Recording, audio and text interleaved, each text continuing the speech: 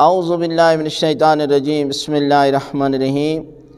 قبلہ کی طرف تھوکنا، پیشاب کرنا یا ٹانگیں کرنا، یہ جائز ہے یا جائز نہیں ہے؟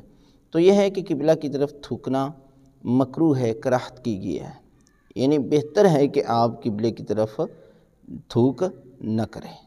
اور اس کے بعد پیشاب کرنا، یہ بہت بڑا گناہ ہے، یہ حرام ہے۔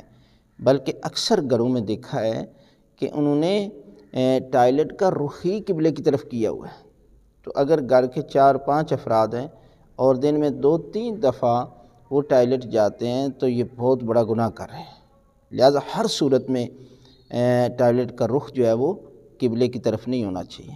عام حالت میں، یعنی جب قبلے سے انسان جو ہے وہ رخ کر کے پیشاب کرتا ہے تو یہ بہت بڑا گناہ ہے۔